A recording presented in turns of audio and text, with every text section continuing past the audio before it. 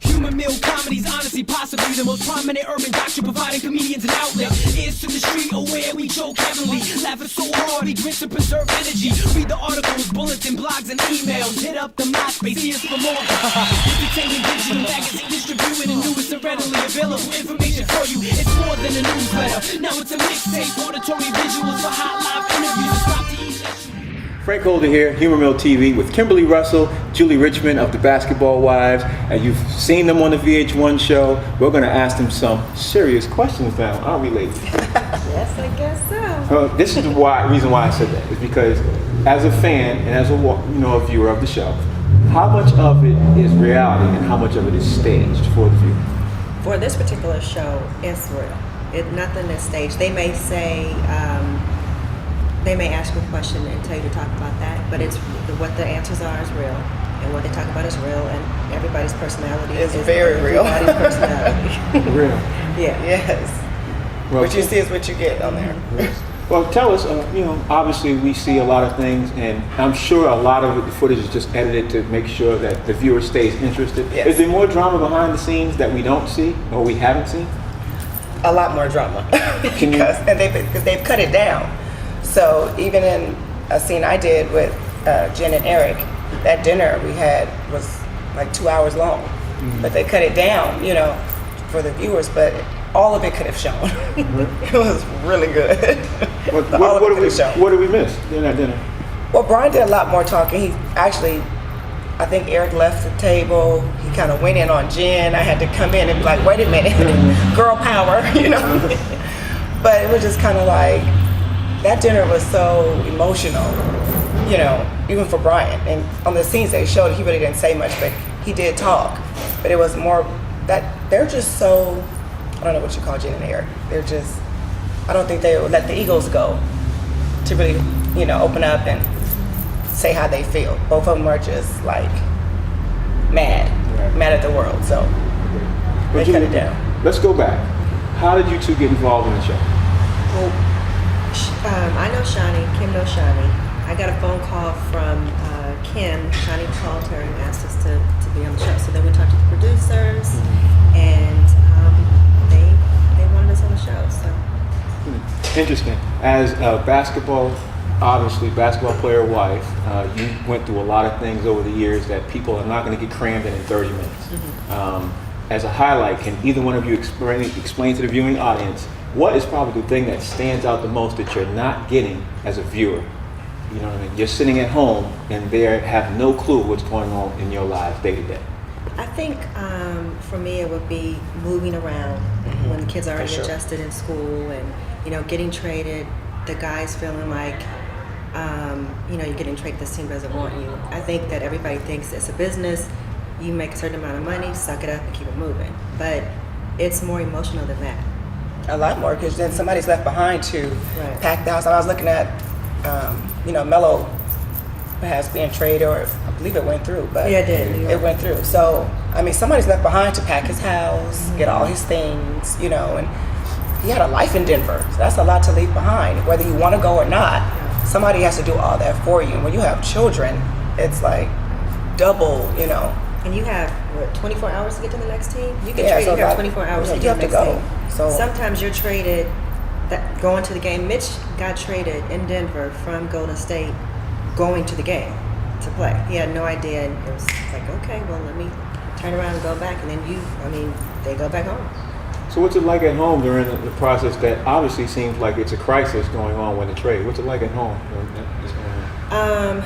I can just say when Mitch got traded, because that was his first time, his first little, I'm traded, and he was part of Run TMC. He felt at home with the Warriors. So, and then he went to Sacramento, which was kind of a losing team at that point. And just to go from winning and being a part of a team and going to that, even though they embraced him, they wanted him there, he wants to win. So he was kind of, then when you played it, then I think that next night they played that team and he didn't want to go to the game. But you get 24 hours, you don't have to go right to that next game. So he just kind of hoping that the Sacramento would win, and he's superstitious, so he stayed on the treadmill. When he stopped the treadmill, they started losing, so he stayed on the treadmill for the entire game. Really? Yeah, so it's just a kind of, if you want to go to this, it's kind of like breaking up and getting together with somebody else. You want to look good, you want that team to win, you want to make it happen. So Interesting. What about Brian? Yeah, Brian was never traded in the middle of the season or anything, but just going from, I think he played 1 year in LA, and then he went to Denver, so it was just the moving. And for us, my kids were getting older, I didn't go. So that was a very hard decision because we've been together since we were married. I never stayed behind. So I'm from LA. After he left the Lakers, went to Denver, I said, okay, I'm gonna stay. Because I didn't want to move the kids again. They had been moving around. So that was very hard for him to go without us because I love basketball. So to not see him play, every other night it killed me to stay back. I can imagine. Yeah. Well, let's switch gears a little bit. Reality TV has now put you guys in the forefront of, obviously, the entertainment industry. People now are not necessarily looking at the players, they're looking at the wives. How do you feel about being seen now on that level, whereas before you weren't seen at all? You were just the wives in the stand. How are you taking that with this new reality? I don't really see a difference. I don't really see a difference because we've always done stuff in like PSAs. We've done a lot of charity things, so it's not like we've kind of been back and they've been doing everything. We've been involved in doing it with the NBA, doing Reach to Achieve and different things like that. Well, they incorporated us, but like he said, they didn't see us on television. Right. So now, I don't think you're still not really seeing everything. It's just what they think the public wants to see, but it's so much more that they're not showing. Businesses, and a lot of the ladies have careers. There's actors, doctors, lawyers. There's so many different kind of women that I'm hoping that starts to come to the forefront. Yeah, so that you can start seeing what they're doing, how they run their homes and start businesses and raise kids at the same time. And whether your husband is retired or he's still playing, that's a whole nother job, dealing with him. So I think it'd be great for them to see what really goes on. If they get to see it, I don't know. I'm kind of getting the sense that you're almost disappointed that the people don't get to see what really goes on. Am I off or? No, you're not off. It's just that they assume we shop. They assume we hang out all day and there's, all this money falling out of the sky or something. I don't know. But it's nothing like that for me, I was brought up to take care of my family, take care of my kids first. And it's just normal for me, the way I live. It's lavish sometimes. I'm not going to say it hasn't been great, but my home is ran really normal. Perceptually, would you agree? Would you think? I would totally agree, and I think so. Like they want to show, okay, you shopping, you're doing this and that, but everybody's budget is relative to their situation. So I'm not gonna act like I'm Donald Trump when I'm not. You know what I mean? So I stay in my lane with all that. The funny thing is after this weekend, the outside people have no clue what really goes on, and you can almost tell, obviously, by seeing the amount of people who swarm.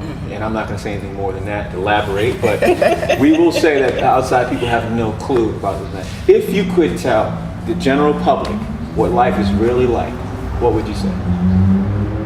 I would first off, for the people that are around that you've seen this weekend, it's not this fairy tale thing of what you think that it is. Yes, it's nice, it's great. First of all, you have to be in love with that person because they're gone a lot. You're almost like a single mom, and it's just there's sometimes you get lonely. Sometimes you're a counselor to your husband because of you have a bad game, you don't have a bad game, you're retired.